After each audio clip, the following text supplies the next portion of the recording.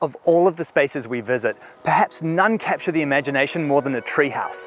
Today, we've traveled to Seattle, Washington to meet Nelson Treehouse and Supply and see one of their incredible new projects.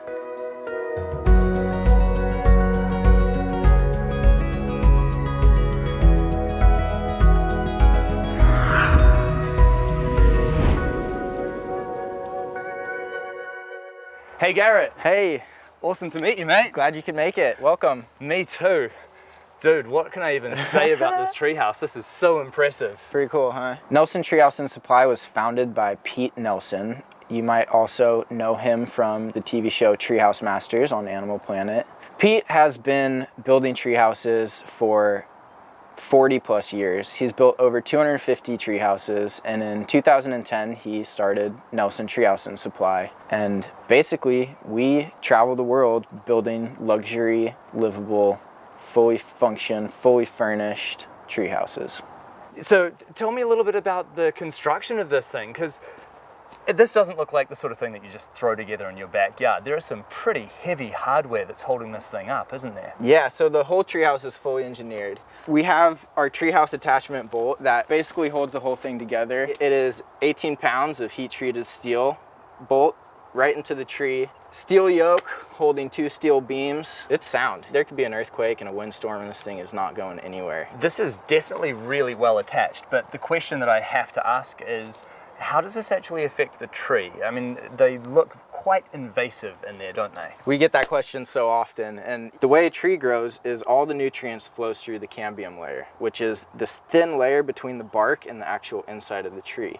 So when you install this tab, basically you're making a 3-inch circle in the cambium layer. So really that just triggers reaction wood and makes the tree grow around the tab and makes the connection even stronger over time. One of the other really unique things about this setup is it's actually not just attached to the one tree, it's actually fixed to 2. So how do you get around that challenge? The treehouse is engineered with a static tree and a dynamic tree. So basically everything is bolted onto this tree and the whole platform, the treehouse, will move with this tree. That tree, on the other hand, is dynamic. You can see up there our connection is using dynamic uplift arresters. That allows the tree to move in the wind and slide around and keeps the bolts intact and keeps the treehouse from getting any damage. So it's kind of like you figure out which tree you want to be static and you figure out which tree you want to move, and you engineer the tree house to kind of be dynamic and move with the forces of nature. So how do these tree houses actually cope with the growth of the tree? You're only going to see growth outward. So you don't need to worry so much as trees growing different rates, or this tree is going to grow 5 feet and this tree is going to go 3, because they're kind of growing from their tips and not so much at the base. So the tabs really stay where you put them, and that's where they're going to live. And it's good to see as well that you've also utilized the space underneath the treehouse. Yeah, so this is a Kodamazome, and I mean, what better way to hang a swinging chair than from the bottom of a treehouse? That's actually one of the really cool things about treehouses as well, because all of the land underneath is actually still undisturbed, isn't it? Right, yeah, so you're basically taking the foundation of the house and, lifting it, in this case, 14, 17 feet off the ground. So there's still kind of like a ground ecosystem that can exist under the treehouse. Well, enough of being on the ground. Let's get in the tree. Yeah, let's head up. I'll show you around. Okay. So we have a curved stair set outfitted with natural cedar branch railing, kind of a ode to the treehouse lifestyle. This treehouse is like 80% built from cedar. We have cedar stair treads, cedar decking, cedar siding, cedar railings. I mean, we have a lot of cedar here in Washington, and it's great because cedar is actually weather resistant, so it can stand for years out in rainstorms and it's never going to rot. Which, especially when you're this high up, is really important. Right, yeah, you don't want to fall through the floorboards.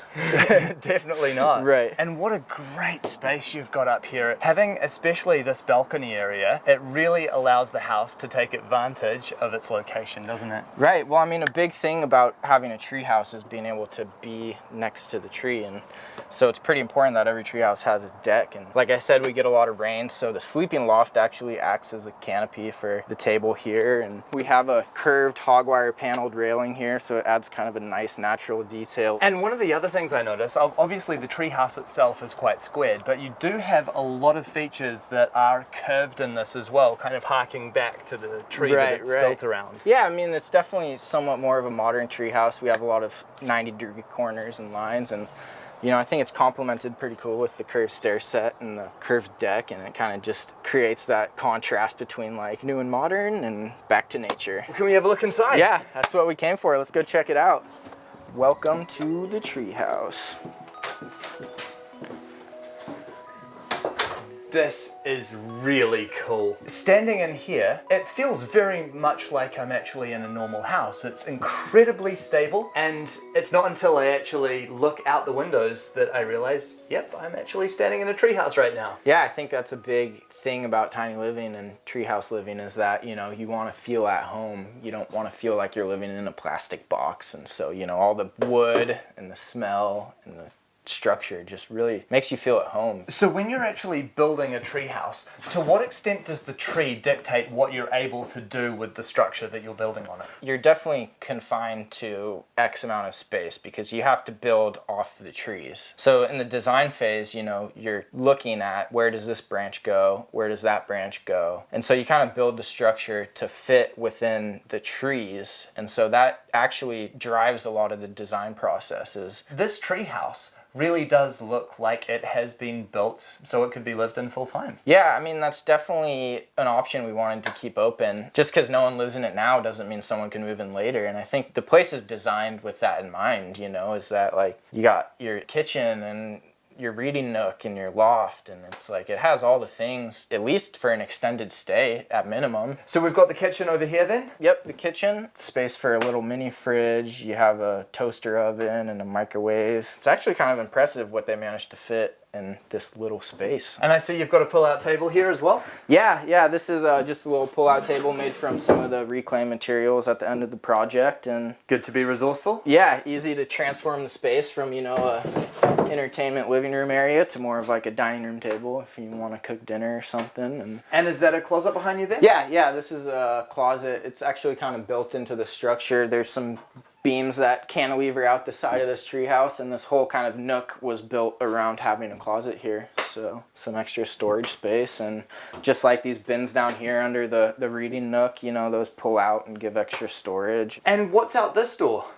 Ooh, I'm glad you asked. We have an outdoor shower, kind of cool. Oh, no way. Yep. What better way to get in touch with nature than literally reaching out and grabbing a tree branch while you're taking a shower? I'll say, showering in the canopy, what more could you ask for? It's hard to beat, man. It's really hard to beat. Kind of complemented with this corrugated siding, it creates privacy and still really allows you to feel like you're outside. And then up here still to go, we've got the sleeping area. Yeah, so, you know, there's a whole queen bed up here right above the entryway that you walk in, and you access it via this kind of cool rustic ladder. Why don't we head up and take a look? Let's do it.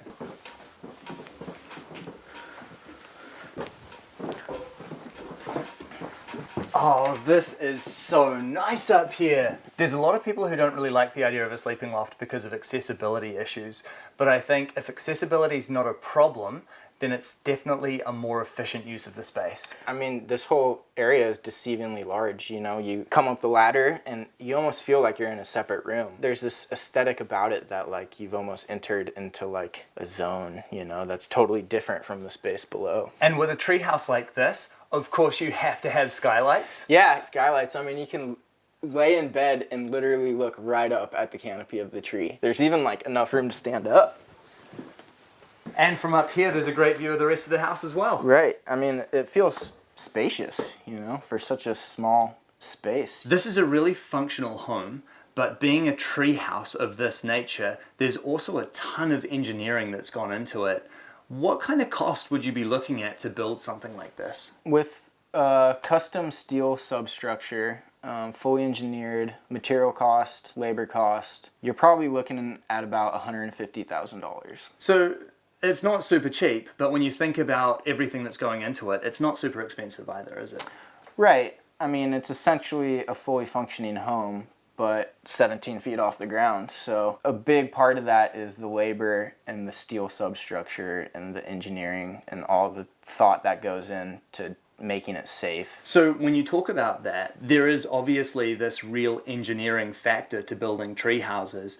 Is there a big DIY element? Do people actually go out and build these themselves, or do you guys not recommend that? Yeah, we've actually recently, with the whole tiny house movement, seen a whole lot of desire from people to do DIY builds, and we actually sell the hardware to people online all the time, and we have multiple videos that instruct people how to install our hardware. So I'd say that is definitely becoming more and more trending as the scene kind of expands. We really do want to give the power to the people and give them the opportunity. If they can't afford a $150,000 house, they can go and DIY it. So what would you say your absolute favorite thing about tree houses is? I'd say immediately what comes to mind is the escape from reality. You know, you open up the front door and you walk in and you're kind of just like totally taken aback from all your world troubles, and you're just like taken back down to ground zero, and you basically just become a kid again. And it's that stress-free feeling that is, I think, so important. Ever since I was a kid, I have been obsessed with tree houses, and getting to walk into this space and tour this home is an absolute dream come true for me. Thank you so much for sharing it with me. It's been a pleasure to meet you, man. Thanks, man. I think this home proves that tree houses are not just for kids. Yeah, it's adventurous. Yeah, it's maybe a little bit crazy, but when you think about all the engineering that's gone into it, this is an incredibly safe and sturdy home, perfectly well suited to full-time living. And if it were up to me, I'd be moving in tomorrow.